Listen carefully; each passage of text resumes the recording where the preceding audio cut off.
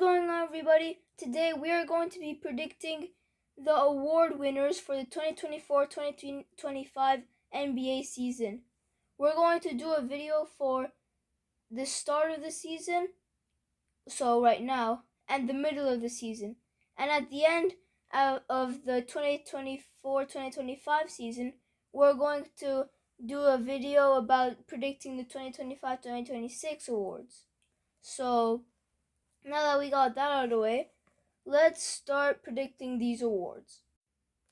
For the MVP award, last year, Jokic obviously won it. If you're a real NBA fan, you would know that. But this year, well, obviously, I hope that Jokic doesn't get it because I don't think he would deserve it that much. But I think that Luka Doncic should get this award. So the MVP award isn't just about who had 30, 10, and 10 a night. You could average 45, 10, and 10 a night, but if your team goes 0 and 82, you don't get the award. The MVP award is based off sometimes the player that played the best on probably a top 2 seed in the NBA. So, for that reason, since the Mavericks last year made the NBA Finals, I'm saying that Luka Doncic gets this award because he should have gotten it last year, except their team was the 4th seed, so they weren't really a top seed. But in this year, they just signed Klay Thompson, so I think Klay Thompson is going to help a lot for this team, and that makes me think Luka Doncic will finally win the MVP award. My runner-up for this award is going to be Jokic.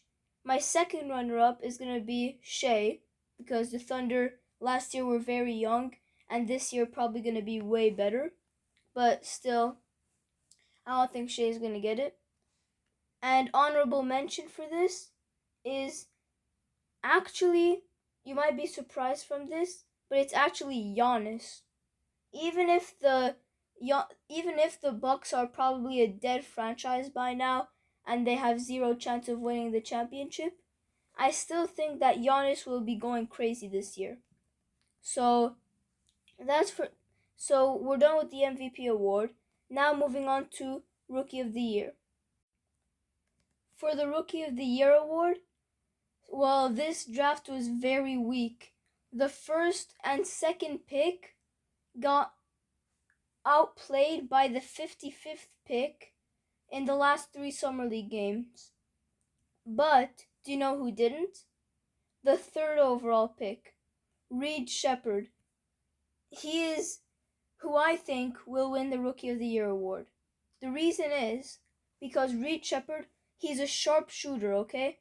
You know what the Rockets needed? A sharpshooter. Because even though Fred VanVleet is a medium shooter, they don't really have any shooting power. They don't have any shooting power, really. So I think Reed Sheppard will really help the Rockets, first of all, and second of all, be lights out from the 3-point line this year. So my first runner-up for this is probably going to be Donovan Clingan, because he's a big man, and he's very dominant. He's not as dominant as Wemby, though. My second runner-up is going to be Dalton Connect, because, in my opinion, he was a big steal at number, it was 17, right? Yeah, it was 17. He was a big steal at number 17, because he was supposed to go top 10, but the Lakers got him at 17. So that's my second runner-up. And my honorable mention, it's not Zachary Reese-Shea. Don't go crazy on me, okay? But I think it's going to be Zach Edey. Only because he's as tall as Wemby, so he's probably going to be scoring on everybody else. So that's done. Rookie of the Year is done. So now, Sixth Man of the Year is next. For the Sixth Man of the Year, it really depends, because if the Lakers are benching Austin Reeves, I think this has to be his year. But if they're starting him, then it's going to be Malik Monk. Because Malik Monk is already a highlight reel. Naz Reid, I'm very happy for him. I really like Naz Reid. But I'm sorry, but I think Malik Monk deserved it more than him. So if the Lakers bench Austin Reeves, he's going to be it. If not, it's going to be Malik Monk. So, in my opinion, I think that the Kings will bench Malik Monk, put him at the sixth man, which is why Malik Monk is going to be my prediction for the sixth man of the year in 2025. Now, our runner-up, which is, in my opinion, not even a runner-up, it's pretty much just like award prediction, Austin Reeves, because it really depends. If they're benching him, it's him. If they're not benching him, it's Malik Monk. So it's really in between. But I think that the Lakers are going to finally do a smart decision and start Austin Reeves. Our second runner-up is going to be Naz Reid, because he already won it. And I actually don't have an honorable mention for this one. I was thinking, trust me, I was thinking of somebody. I couldn't really, but I mean, this isn't really a honorable mention. I was just saying who I think. This isn't an honorable mention. This is just like, it might happen. So it might happen that Bobby Portis Jr., for example, he might win it, but that's really, I don't think he's going to. That's not really an honorable mention. I'll just say it is and get it over with. That's an honorable mention. So now moving on to DPOY. For DPOY, in my opinion, it's not even close. Rudy Gobert, easily, I'm sorry, Rudy Gobert, but I'm sorry, you don't deserve it. Victor Wembanyama deserved it last year, which is why I think he's going to deserve it this year and actually get it. So runner-up is Rudy Gobert. Second runner-up is probably Chet Holmgren. And honorable mention, probably Zach Edey, because he's going to be blocking everybody because of how tall he is. This is the fastest one I've done yet because it's the easiest one I've done yet. So now moving on to most improved player. For most improved player, it's most likely going to be Cam Johnson. I'm not going to lie to myself.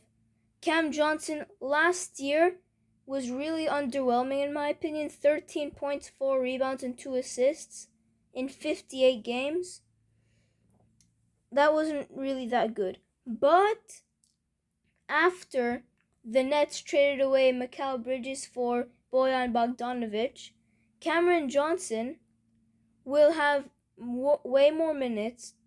He's young, so he's probably going to have way more talent in the 2025 season. So I think he's going to be the 2024-2025 NBA Most Improved Player. For my runner-up, I'm going to say Fred VanVleet because I guessed him last year and he wasn't really that good in my opinion. I mean, look at these stats. I thought VanVleet was going to average 25. He averaged 17 and 8 in 73 games. 73. He played almost every single game. And in 36 minutes, 17 points, 8 assists. It's not bad, don't get me wrong, but it's way less than I expected. So, I think he's going to be a runner-up. our second runner-up is going to be from another team that lost a huge player, the Los Angeles Clippers. The Clippers lost Paul George, so they lost their best player, or no, their second best player. But they did get Derrick Jones Jr., who last year averaged 8.6 points, 3.3 rebounds, and 1.1 assists in 76 games. In 76 games. Derrick Jones Jr. should not be averaging these stats. Do you know why? He was with the Mavericks, and the Mavericks were stacked, so he didn't have enough playing time. But this year, the Clippers are looking absolutely dog. So he's gonna have some like amazing playing time. He's probably gonna be like 25 minutes per game. So in my opinion, he's going to average minimum 15 points. So he's the second runner-up. And just like the last award, I don't have an honorable mention.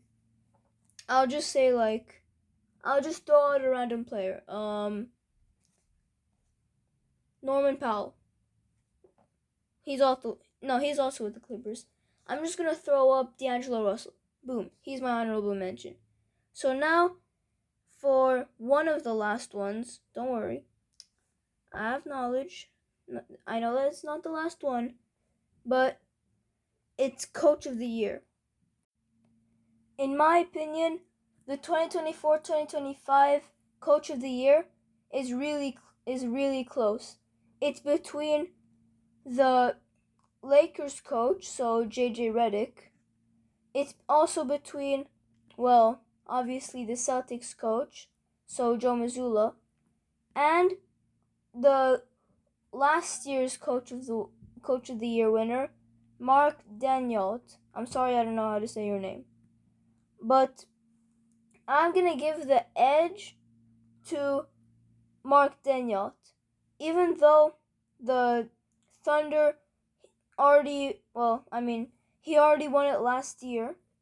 The Thunder were the number 1 seed, but they didn't really win that many games though. 58, they won around 58. So I think they're going to win way more this year. My prediction 65. I know that's huge, but it's the Oklahoma City Thunder. What do you want from me? So I think they're going to win 65 games and get, again, Coach of the Year. Runner-up is going to be Joe Mazzulla, Boston Celtics. Second runner-up, JJ Redick. I feel like if the Lakers kept, if they kept Darvin Ham, they would have a better chance to get a higher seed. Or if they just got the second coach, I forgot his name, the Huskies coach though. So if they got him, they would have had better odds. But JJ Redick, I'm not giving him the runner-up because he's going to be good at his job. I'm giving him the edge because the Lakers are probably going to be better this year with Dalton Connect, and Bronny James probably not going to play. So that's that for the Coach of the Year. Now for our last award, Executive of the Year. Just going to say, I'm not doing every single award. I'm not going to do Sportsmanship of the Year award or those awards, because those really don't matter at all in a player's resume. So I'm just going to do the big awards so we can get that out of the way. Executive of the Year. Oh my god, there's no way I forgot his name. Okay, I'm just gonna say Oklahoma City Thunders. Whoa, there's no way I forgot his name. I can't believe I forgot his name. Well, I forgot the Oklahoma City Thunder executive name, so that's bad. But my only runner-up is the Boston Celtics, because I don't want to waste my time on a award it is big, but it's not important, so I'm not gonna waste my time on it. So I'm just gonna say those two, and that's it. I hope you enjoyed this video. There's gonna be a new video coming up soon. Not really soon, but still soon. So be on the lookout for that. And in the meantime, hope you enjoyed this video, and see you in the next video. Wow, I just said video like 10 times in the same sentence. Wow.